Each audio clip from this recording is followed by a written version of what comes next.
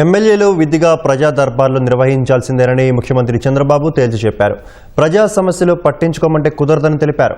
విశాఖలో పెట్టుబడుల సదస్సు నిర్మాణాత్మకంగా జరగనుందని వెల్లడించారు. క్వాంటమ్ కంప్యూటర్ సిద్ధమైందని, ఇక షిప్మెంటే మిగిలిందన్నారు. ముఖ్యమంత్రి చంద్రబాబు మీడియాతో చిట్ చాట్ నిర్వహించారు. ఈ నెల 14, 15 తేదీల్లో విశాఖలో పెట్టుబడుల సదస్సు ఈసారి నిర్మాణాత్మకంగా జరగనుందని సీఎం తెలిపారు. ప్రెజెంటేషన్, ఎగ్జిక్యూషన్, ఎగ్జిబిషన్, ఒప్పందాలు ఇలా వివిధ రూపాల్లో 2 రోజుల పాటు సదస్సు సాగనుందని వెల్లడించారు. ప్రజలకు అధునాతన అవసరాలేంటి, అత్యాధునిక సాంకేతిక అంశాలపై అధ్యయనం కూడా ఉంటుందన్నారు. ప్రతి వ్యక్తి అకౌంటబిలిటీ పరిధిలోకి వచ్చి రాష్ట్ర స్థాయి నుంచి గ్రామస్థాయి వీఆర్ఓల వరకు బాధ్యతగా పనిచేసేలా చర్యలు తీసుకుంటామని స్పష్టం చేశారు. ఈ విధానం వల్ల ప్రజలకు మెరుగైన సేవలు అందుతాయన్నారు. ఇప్పుడు జరుగుతున్న ఒప్పందాలకు పెట్టుబడుల సదస్సుకు సంబంధం లేకుండా దేనికదే విడివిడిగా నడుస్తాయని తెలిపారు. పెట్టుబడుల సాధనలో మంత్రి లోకేష్ క్రియాశీలకంగా వ్యవహరిస్తూ ఎంతో కృషి చేస్తున్నారని సీఎం అభినందించారు. జాతీయ, అంతర్జాతీయ స్థాయిలో వచ్చే ప్రముఖులు, పెట్టుబడిదారులకు విశాఖ సదస్సు కొత్త అనుభూతిని ఇస్తుందన్నారు.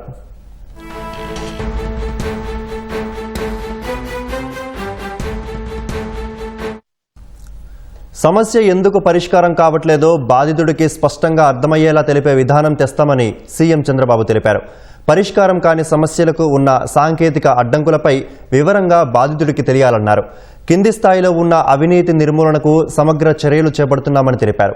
ముందు పెండింగ్లో ఉన్న రెవెన్యూ సమస్యలు పరిష్కరించాల్సి ఉందని, దీనిపై ఇప్పటికే అధికారులకు ఆదేశాలు ఇచ్చామని వెల్లడించారు. గత ప్రభుత్వ నిర్వాకంతో రెవెన్యూ అంశాలు సంక్లిష్టంగా మారాయని మండిపడ్డారు.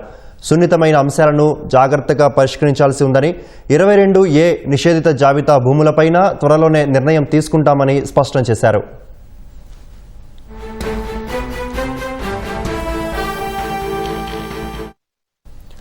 ఎమ్మెల్యేలు ప్రజా సమస్యలు పట్టించుకోమంటే కుదరదని, విధిగా ప్రజా దర్బార్లు నిర్వహించాల్సిందేనని తేల్చి చెప్పారు.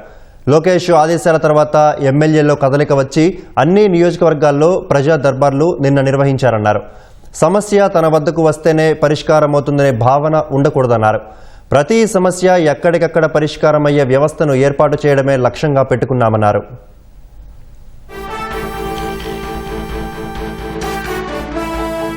క్వాంటమ్ కంప్యూటర్ సిద్ధమైందన్న, ఇక షిప్మెంటే మిగిలిందన్నారు. అనుకున్న సమయానికి క్వాంటమ్ కంప్యూటర్ అమరావతికి వచ్చేలా అడ్డంకులు అధిగమిస్తున్నామని వెల్లడించారు.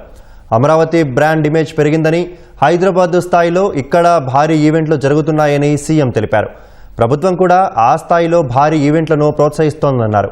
థమన్ మ్యూజికల్ నైట్, విజయవాడ ఉత్సవ్, ప్రస్తుతం జరుగుతున్న ఇళయరాజా మ్యూజికల్ నైట్ వంటివి అమరావతికి ప్రత్యేక గుర్తింపు తెస్తున్నాయని తెలిపారు.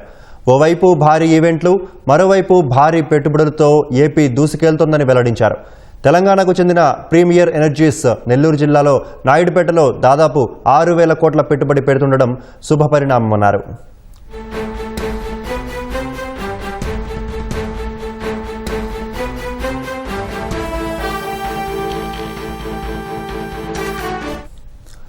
పార్టీ కమిటీలు వీలైనన్ని నెలాఖరులోగా పూర్తి చేస్తామని, పార్లమెంటు కమిటీల మీద కసరత్తు ముమ్మరంగా సాగుతోందన్నారు.